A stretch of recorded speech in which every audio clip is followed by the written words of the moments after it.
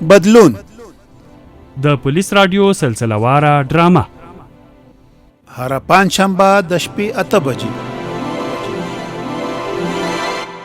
د بدلون ډرامې په تیره برخه کې تاسو واوریدل چې خانی د زبیر او اجمل سره هوکړه وکړه ترڅو خلک په قاچاقي لارو خارج ته ولیږي.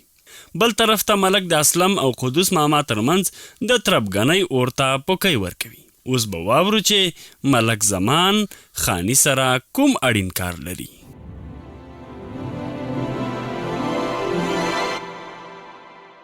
ولکه خانیه ودرېږه، کار لرم در سره.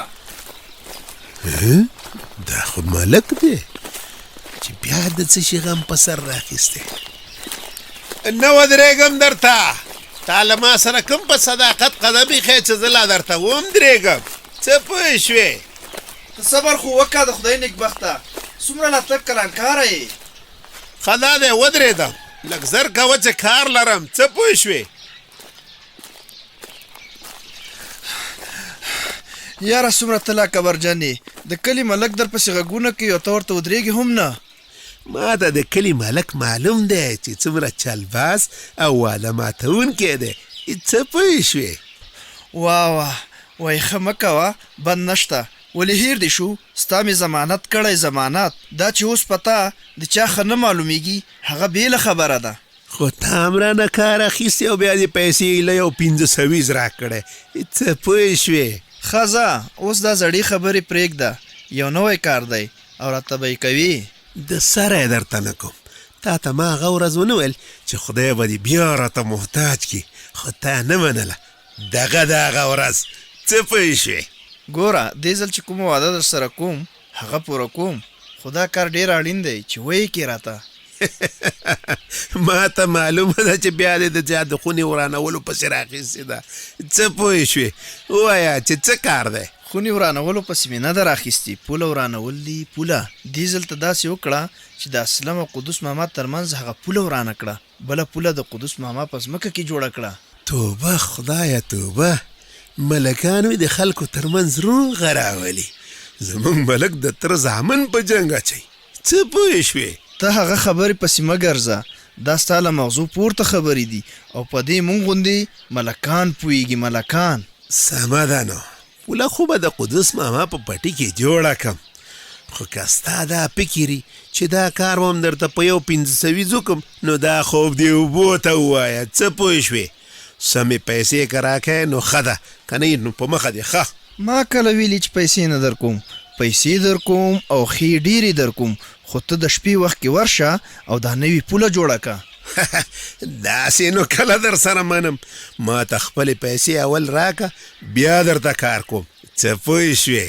زه درته لیونی ښکارم که څه؟ پیسې مې چې در کړې نو بیا که ته کار ونه کړې نو بیا پته اعتبار په کار دی. ته څه د اعتبار سړی؟ اوهو دا دومره خطرناک کار درته کوم، د دې اعتبار راباندې کې چې زه حال چاته نه وایم او بیا بیرته وایي چې اعتبار وړ سړی نه. عجیبه خبرې کوې ملکه. څه پوه شوې؟ د راز اعتبار در باندې کولی شم خو د پیسو نه. لومړی به کار کوي او بیا به پیسې در کوم. خازه نه ستا او نه زما، نیمې به مخکې راکې او نیمې د کار نه پس. اوس صحیح شو؟ څه پوه شوې؟ ښه سمه ده، دا واخله 500 مخکې او نور دې له کار نه پس، خو کار به دومره په پټه کوي چې هیڅوک دې ونه ګوري. راکه اوس نو د کار نه ستا بلا هم خلاصه ده. څه پوه شوې؟ او د قدوس ماما دوی پوله ورانول او نوې پوله جوړول زما کار دی.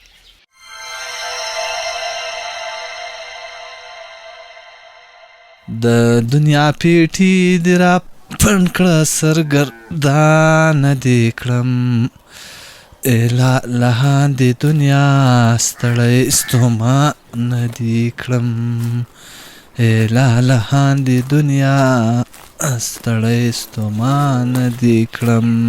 السلام علیکم ورحمت الله وبرکاته. جمال خانه لکه چې د دنیا غمونو پسې راخیستی که څنګه؟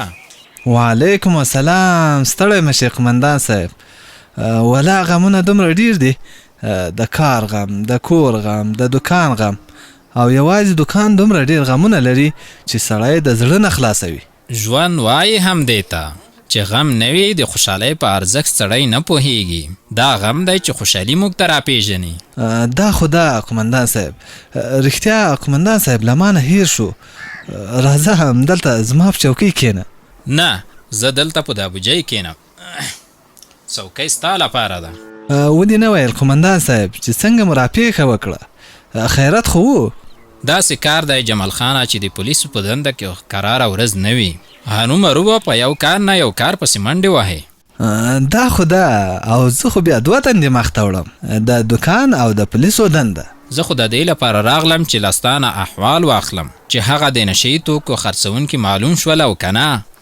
ما خو خپله ډېره هڅه وکړه او کوم ځایونه چې مشکوک وو هغه مې ټول یا خپله وڅارل او یا مې هغه خلک تر څار لاندې ونیول، خو تر اوسه بریالی شوی نه یم. د دې څه وجه کیدای شي؟ ولې موږ ته څوک په لاس رانغلل؟ نه پوهېږم، شاید هغه وخت چې تاسو د نشیانو د نیولو تابعه وکړه او بیا مو عملي اقدام هم وکړ، نو دغه خلک به ځان ویرېدلي او ځانونه یې هم سنبال کړي دي. خو زه یې د پرېښودلو ولا نه یم. هرومرو به له هغه نیول شوي پوډریانو نه پوښتنه کوم او معلومات به ترې اخلم. که دا کار وسي نو ښه به وي، ځکه په نشهیي توکو روږدو کسانو ته هغه ځایونه ښه معلوم دي. ښه نو زه به اوس لاړ شم چې نور نیمګړي کارونه هم راته پاتې دي، هغو پوره کول هم اړین دي. خو ته ځان بیداره کړه چې جرم کوونکي درنه خطا نه شي، ځکه زموږ د پیاوړتیا راز په تا کې دی. بېغمه سه قمندان صاحب، زه بیدار یم له خیره.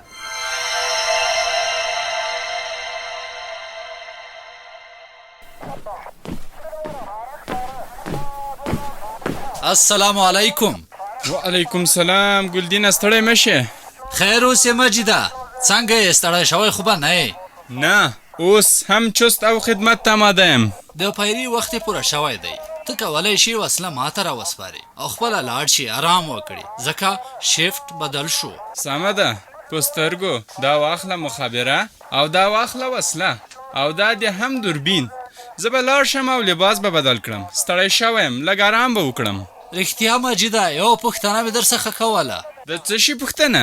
ما ویلې چې هغه واده دې څنګه شو؟